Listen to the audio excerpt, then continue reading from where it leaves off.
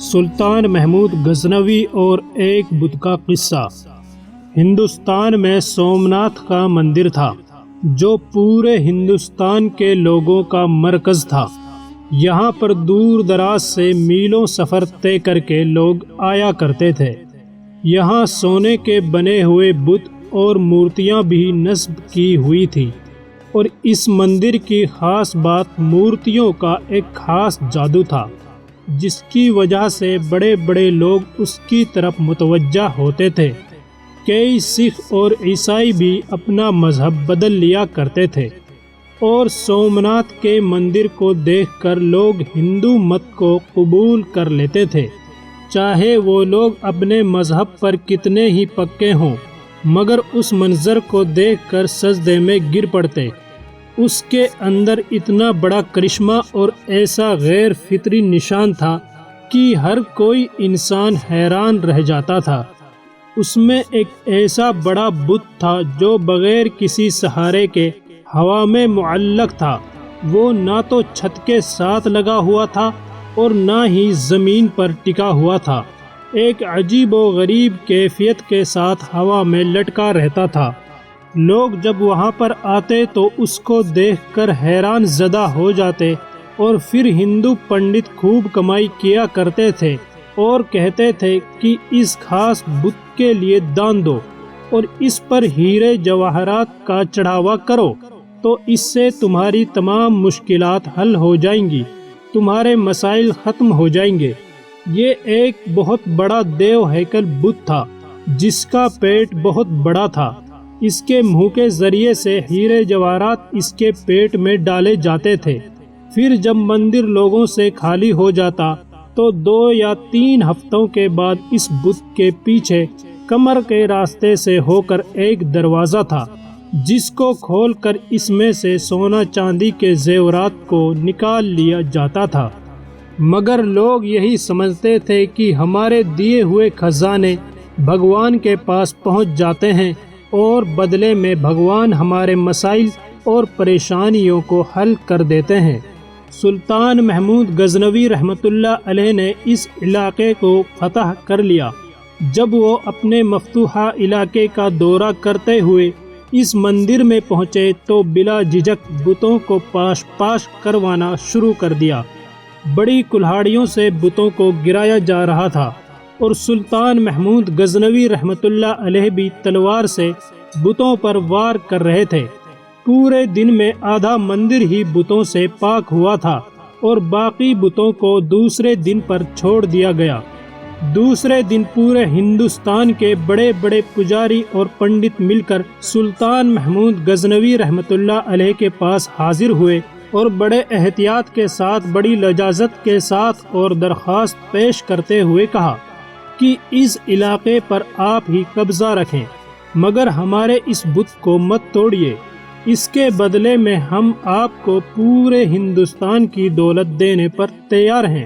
سلطان محمود غزنوی رحمۃ اللہ علیہ کا ایک وزیر آپ کے قریب آیا اور کہنے لگا کہ یہ پیشکش بہت بڑی ہے، کیونکہ ہم نے بہت سارے بتوں کو تو توڑ ہی دیا ہے، صرف ایک بت کو چھوڑ دینے میں کوئی حرج نہیں ہے۔ آپ اس پر ضرور غور کیجئے، کیونکہ جو مال و دولت آپ کو ملے گا اس سے ہمارے دین اسلام کی حکومت بہت آسانی سے مستحکم ہو جائے گی۔ سلطان محمود غزنوی رحمۃ اللہ علیہ خاموش رہے اور ان ہندو پنڈتوں کو کوئی جواب نہیں دیا۔ سلطان دوسرے دن اپنے ساتھ ماہر طبیعت یعنی ماہر سائنسداں البیرونی کو لے کر مندر میں پہنچے، کیونکہ آپ اس معمہ کو حل کرنا چاہتے تھے۔ جب آپ وہاں تشریف لے گئے تو بت کو چاروں طرف سے گھوم کر دیکھا۔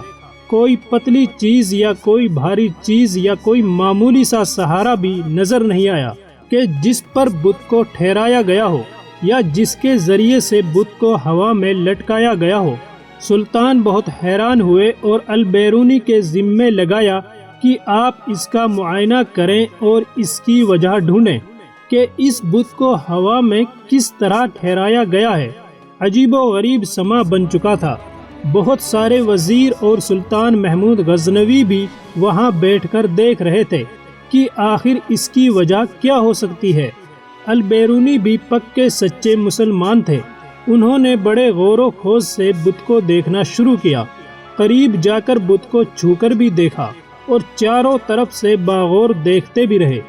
آخر کار ان کی سمجھ میں یہ راز آ گیا اور وہ بڑی فاتحانہ مسکراہٹ لے کر بادشاہ کے سامنے حاضر ہوئے اور بڑے ہی ادب سے عرض کیا، حضور، اس بت کے دائیں جانب کی دیوار کے اوپر والی اینٹیں اگر نکال دی جائیں تو آپ کے سامنے اس کا معمہ حل ہو جائے گا۔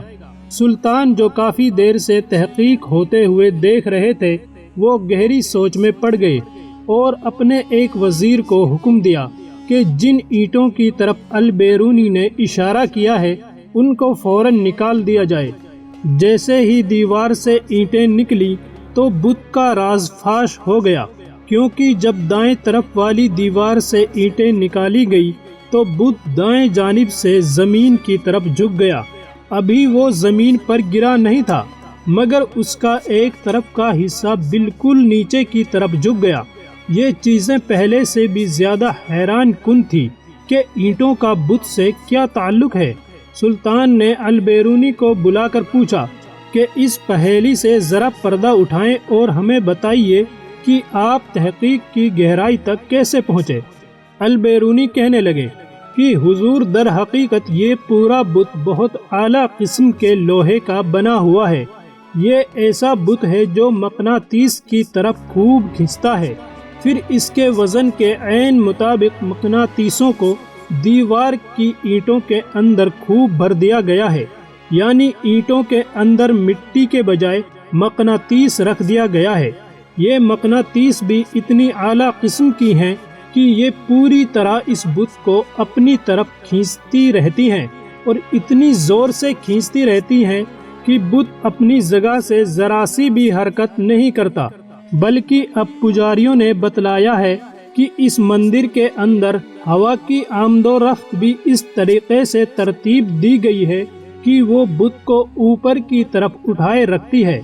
اس تحقیق سے معلوم ہو گیا کہ وہ کون سی تکنیک تھی جس کے ذریعے جادو دکھا کر ہندوستان کے ہزاروں لوگوں کو گمراہ کیا گیا اور ان کو باطل کی گہرائیوں میں ڈال دیا گیا۔